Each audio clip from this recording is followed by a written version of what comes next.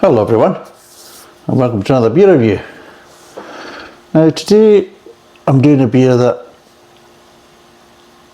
well, I might not have been reviewing this beer because some breweries, I'll be totally honest, the choices they make with their online kind of shopping setup makes it more difficult than it really needs to be to actually get a delivery. And it seems to be that DHL has now created a kind of offshoot of their main DHL courier service called DHL Commerce, which is really there to kind of provide courier services for online retail. And I'll be totally honest, they're absolutely bloody useless. They really are. They're the ones that caused a lot of the problems with the buckcomb over Christmas and me not actually getting the order that I was supposed to get and everything else. And they've pissed me about in other times with other breweries. Well, Fuller's is now using them. And this beer took a ridiculous amount of time to arrive. It was over 2 weeks basically from when I ordered it and when it was actually sent out. First of all, the DHL Commerce turned around and says, oh, it's going to be delivered on this day. And then nothing happened that day. It was supposed to be delivered. And then the next day they told me it was delayed. And it was delayed because there was damage to the packaging. Okay, fine. So then I had to rearrange. I don't know why, but I had to then go in and rearrange another delivery date. So I rearranged another delivery date, and then the day it was supposed to be delivered, I arranged, they says, oh, we can't do it, we'll have to do it the next day. Okay, fine. And then the day that they said they couldn't, they said they delivered it. But they hadn't delivered it anywhere near me. And then basically when I contacted Fuller's to say what the hell is going on, they says, oh yeah, DHL's been in contact with us. We kind of asked what had happened, and it says, oh, it's been damaged. So they couldn't deliver it. Even though the tracking is telling me it's been delivered. And it's just all over the place. It's just lies and bullshit. So then basically Fuller's had to then organise another shipment of the beer out. And then of course that just again, waiting over the weekend, because of course this was a Friday, so they couldn't process it on the Friday, so it had to be processed on the Monday, and it just, Jesus, seriously. So anyway, hopefully it'll be a nice beer after all that. But I'll tell you how bad it is. I got a chance to order their kind of winter ale, and I was nearly going to do it, and then I thought, no, I'm not going to go through all that crap with DHL Commerce, so I decided not to. I thought, no, bugger it, it's not worth it. It really isn't. So unless it's something I really want to get, then if they're using DHL, e-commerce or DHL Commerce, then I will pull my order. I will just cancel it because I'm not dealing with these share shit anymore. They're just a lot of crap. I'll just be totally honest with you. So Fuller's, you made the wrong choice, because I'm not going to buy from you anymore online if you're going to basically keep using that share of shit courier service. And that's your own fault. And I'm sure there'll probably be plenty of other people that are going through this bollocks as well. And it's going to just turn people off from utilising your online store. Same with Buckcomb. Buckcomb's basically saying, oh, you've got some new beers coming out. You interested? And I'm like, no, because you use that DHL Commerce. Nah, not interested. Keep them. It's not worth it. So today we're doing partly Fuller's Chiswick Bitter. Now, hopefully this will be a bitter, because hopefully it will have some bitterness at the back end. But what's the chances it's just going to be a kind of glorified amber ale? Because that's what it really is. If it doesn't have bitterness at the back end, then it's not a bitter. It's just an amber ale, really. And that's going to be disappointing, because I don't mind amber ales, but I'd rather have a bitter. So anyway, what can I tell you about this? It says a distinctively hoppy beer, it says on it. You can see that in the label itself. Yeah, but what type of hoppiness? What is it? Oh God, let's see what I can see. Brewed in London's oldest traditional brewery situated in Chiswick, yeah, we know that. The distinctive hop flavour in the ale is delivered from Goldings, North Down, Challenger and Target. Oh, it could be better then. I don't know. Could be happy. And Target hops in the brew. A popular session strength beer with a refreshing floral aroma. Okay. And it's 3.4% and it's a 500ml bottle, and I'm trying to remember what it cost. Actually, I bought this and ESB because what I'll do is, if this is any good, what I'll do is I'll do a comparison between it and ESB, and I think I've got some Buckham Original, so do a kind of a comparison between the three to see is ESB still a better compared to the kind of this one that's kind of, you know, put on a pedestal because they don't make it every year, and Buckham Original, which is the Southwest's most popular ale on tap. So just kind of see what they're like and how do they kind of, these kind of south or southern beers kind of match up with each other and how they compete. So that's what I'm planning to do at some point, rather than buy more beer that is just going to be a pain in the arse. Because the problem is I'm not in Scotland all the time, so I get them delivered and then they don't deliver, and then I've got to go away and do things, and then the problem is I'm not here for the delivery. Luckily at this time the wife was, but it means that she's stuck in waiting for a delivery and things like that she shouldn't have to, because the damn thing should have been delivered when I was here. You know, it's just all this kind of bollocks as it causes. Anyway, let's pour it. Jesus, I spend more time talking about the bloody couriering service than I do about the bloody beer. I mean, maybe I should start basically reviewing courier services and not beer anymore. Mad world, isn't it? Right, so it's about one finger ahead. Funnily enough, it's a nice kind of amber colour, a kind of traditional chestnut, light chestnut bitter colour, nice and clear.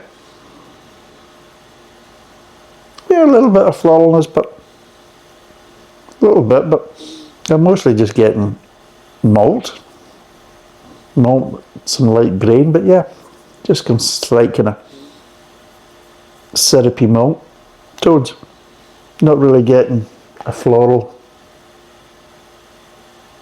food to that. But anyway, let's see what it tastes like.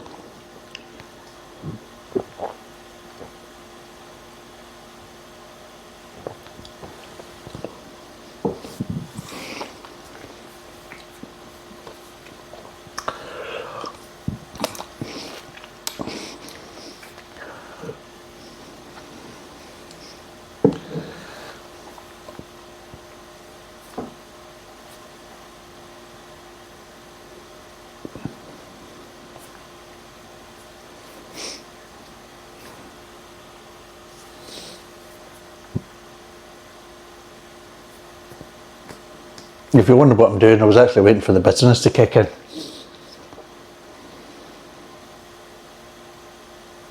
Hasn't happened yet.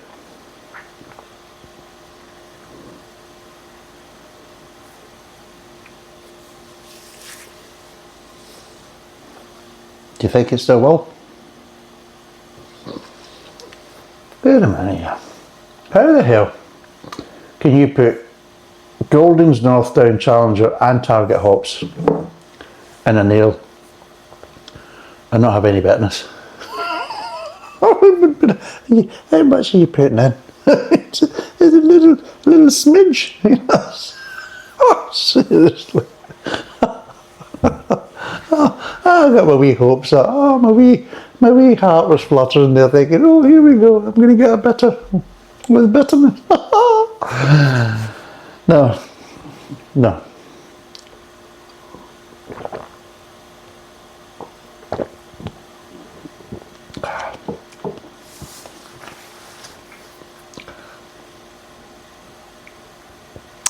The thing is, they're just near the back end of the mid tongue, you just get these ever so slight little bitter accents, and it just kind of gets you holding up thinking, here it comes, here it comes, here it comes. No. It's an anticlimax. It's like teasing me, but like, you're not getting any.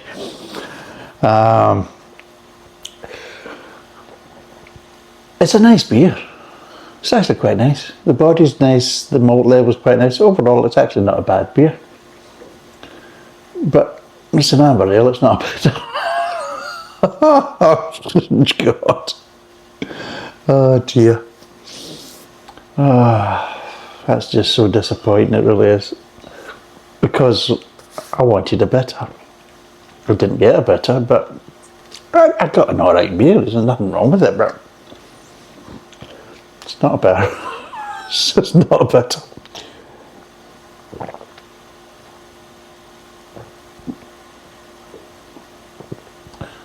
You're getting little tones, like I keep saying, you're just getting little tones. So you are. Just to the kind of back end of the mid tongue, but they just don't come to anything whatsoever, which is very disappointing, really disappointing. Overall, it's actually quite a nice beer. It's an easy drinking beer, it's not complex flavours, but what flavours are there are to a nice kind of level. And overall, it's quite a simplistic beer. It's not a complicated beer because it is sessionable. It's only 3.4%. Excuse me. But actually, it's quite nice. So I've got nothing actually against the actual beer itself, but calling it a bitter and claiming you're putting all them hops in it and what you're not even getting anything at the back end at all, resembling bitterness. I mean, seriously, it's a bit kind of a. I mean, it should be done in the trading standard under the Trading Standards Act. You know, misrepresentation. You know, of your product. It's just. Shall we break down these flavours? It's not really too particular. Start off nice, light kind of caramel, kind of malty flavours. Maybe a little hint of toffee. Nice little bit of sweetness there, bit of grain. Not an outstanding start, but a nice, decent, well balanced start. Fine, good. Moves on to the mid tongue, and you're getting kind of much of the same, really. You're getting some nice malty flavours in there. Again, similar to the front of the mouth. A little bit of grain, a little bit of sweetness. You get a little hint of floral, just a little hint of floral kind of in the middle of the mid-tongue, but then as it starts to kind of move to the back end of the mid-tongue, you just start getting these kind of little kind of light bitter accents. It's just like, And it just feels like, oh, here it comes, and it's going to start to kind of ramp up as it gets to the kind of end of the mid-tongue and transfers over to the kind of back of the mouth, and the aftertaste, here it comes, and it just like, and no, it just dies off. And goes the exact opposite way. You think it's going to traject that way, and it's complete downward trajectory. Thinking, nah, that's all you're not getting in. No, you've not paid your bill. Services have been revoked. That's what it feels like.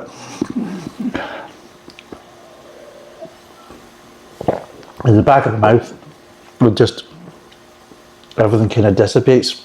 And maybe get a little light bit of floral in there as well. At the back of the mouth, but yeah, just kind of dissipates. And yes, I would say the hops are providing more of a kind of light floralness and a light bitter accents in the mid tongue. And yeah, you're not really getting any bitter in the back end. It's disappointing because it's supposed to be bitter. So, what would I give this out of 10?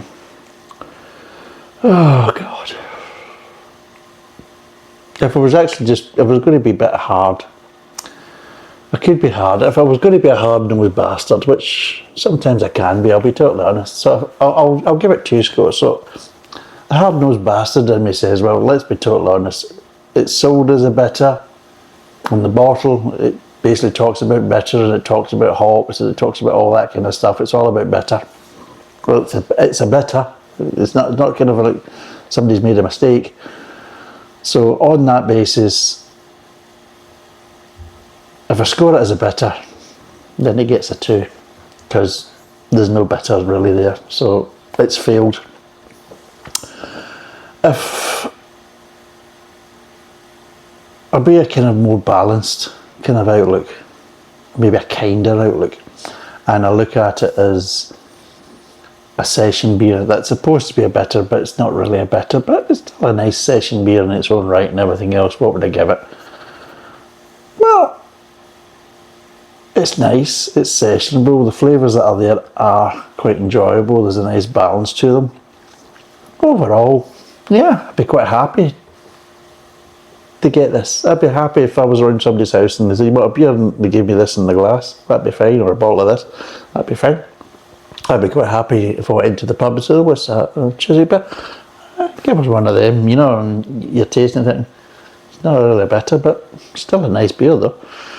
So on that basis, if I look at it from that point of view, well, 5.5, quite easily. It's quite a pleasant, enjoyable beer. So yeah, 5.5. But if I was basically scoring it as a bitter, I bought it as a bitter, I want a bitter, you haven't given me a bitter, bugger yous, you're getting 2 out of 10, you know, so take it as you will. So if you want a nice session beer, then yes, this is one to look out for and enjoy. If you're actually looking for anything with bitterness at the back end, then avoid and don't go anywhere near it. So there you go, it's just crazy. There we go, an enjoyable bitter without bitterness. Says a lot about the kind of traditional ale scene right now in this wonderful times that we're living in. Anyway, it's 3.4%, it's 5.5 out of 10, or 2 out of 10, depending how you want to look at it. 500ml bottle. I'll put the price down below, but I think it was roughly about 15 odd quid for 8 bottles or something. No, it's roughly that, about 15 quid, so just slightly under £2 I think, but I'll put the exact price down below. But anyway, thanks for watching, cheers, and bye for now.